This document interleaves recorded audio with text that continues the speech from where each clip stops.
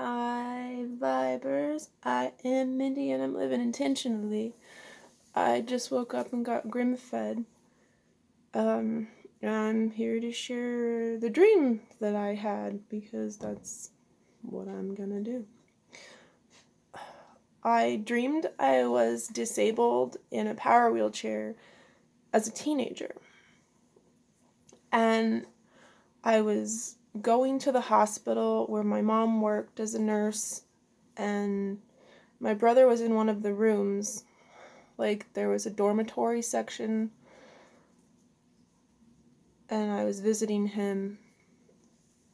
My business in the hospital seemed to be fashion related. My mom kept introducing me to people, like, I guess her gifted daughter.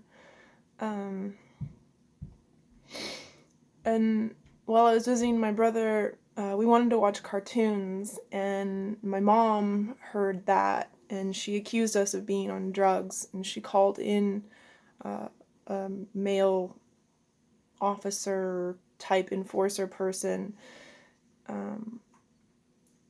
and told him to search us and search the room, because the only reason kids our age would be into cartoons is if we were doing illegal drugs. But while I'd been in the hospital getting to know these people and networking to arrange this fashion thing that I was doing there, I'd gotten to know people that she worked with, and I learned things about my mom that I hadn't known. And so when that officer type person came into the room, I told him that my mom was an alcoholic and a bad person. And I just kept telling everyone, there's just this parade of people, and eventually I'm just screaming it,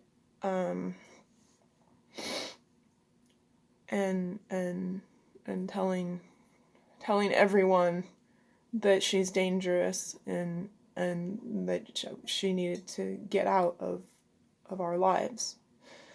And then there's this really sweet aside where some guy is being nice to me. He drove me somewhere, and the more I get to know him, I'm like, oh wow, you're just perfect. Like, you're just perfect. And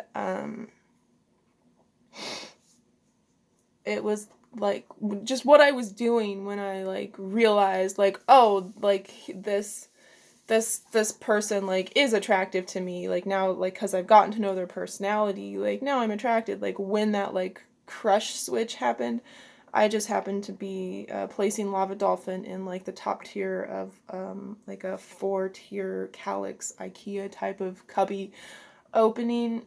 Lava Dolphin is my smooth guinea pig IRL. He's like behind me. He's like, that's him too, isn't it? Yes! That was amazing. And,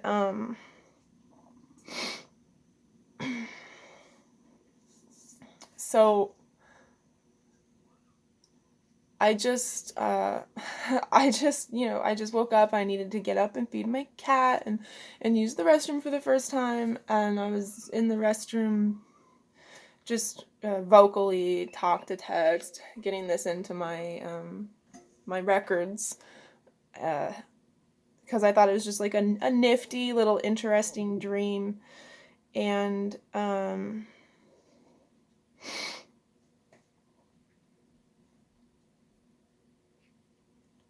so, okay, I record all my dreams that I remember. Like, if they even have like remote coherence, like whatever I remember, this is what I do.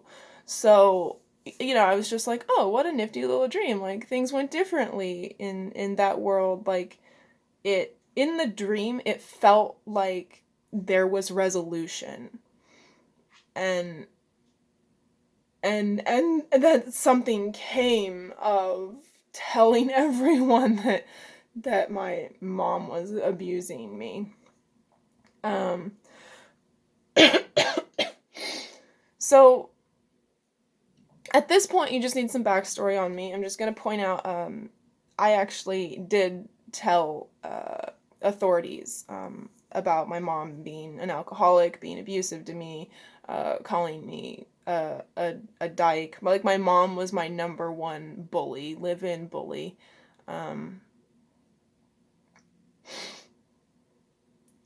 And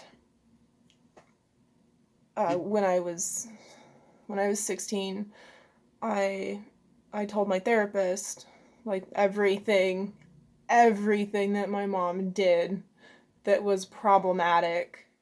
And I told officers of the law. And I told, like, more than one of those people, like, throughout all of the trial of, like, going through what happened after I told someone other than my mom that my dad was molesting and beating me. I told everybody that entered our lives that my mom was not a good person, and that she was incredibly unstable, and no one did anything about it. The therapist that I told, like, more than anything, like, I told everything, and, like, as it happened, like, she just threw a clock radio at me, like physically threw, like, something the size of my head at my head, like,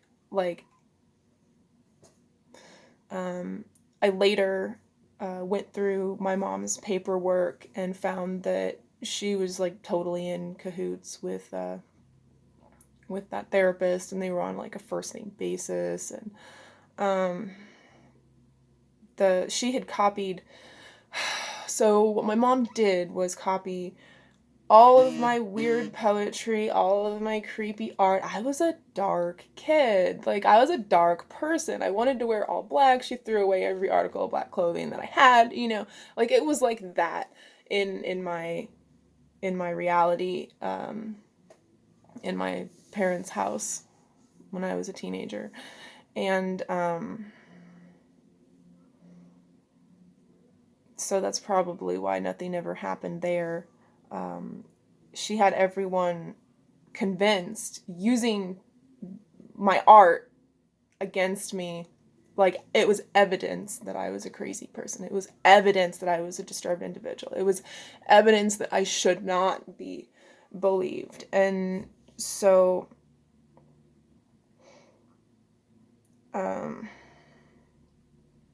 not only is she creating the narrative that everything I say about her is untrue, she was also telling everyone that I was lying about my dad molesting me and beating me. And like, I was just recording this, like, nifty little dream. I was like, oh, like, it felt like I got resolution there. It felt like I did the thing, and the world responded to protect the vulnerable individuals. But the real world didn't do that for me. And I'm, like, really, really surprised that I burst into tears while I was recording this dream, and I'm surprised that I'm doing it now because I already cried so hard, and it's so far behind me. It's so far behind me. I mean,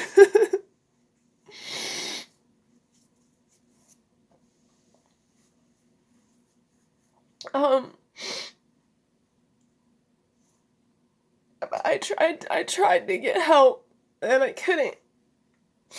And I told the truth, and I was called a liar, and I was called crazy, and I was accused of being on illegal drugs, and put on illegal drugs forced to take medications that I didn't need because I wasn't crazy and I wasn't doing it for attention and I wasn't lying. I wasn't lying. I wasn't lying.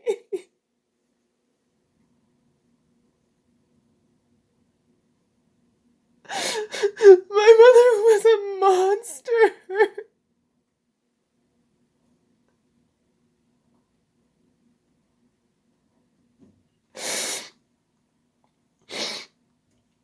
To me, not to other people, not to other kids, not even as much to my brother until I was out of the house. And then he got the brunt of the monster and she just like shipped him off to Boys Town where he got permanently traumatized.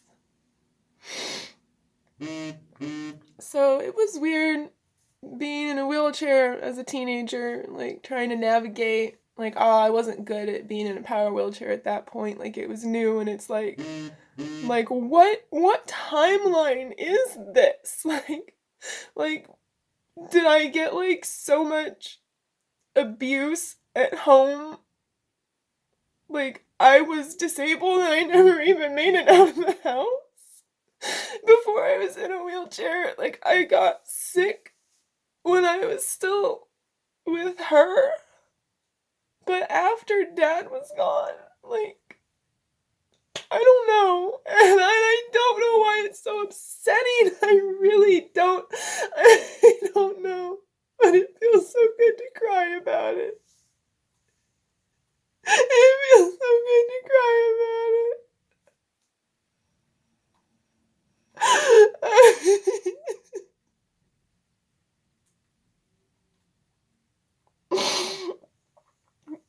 So I regained my composure rather quickly and fed my cat and then decided I was gonna like take action, and I decided I was going to make a video about this. But the first thing that I did was get my sage, my bed, and the body that lay in that bed, the energy body.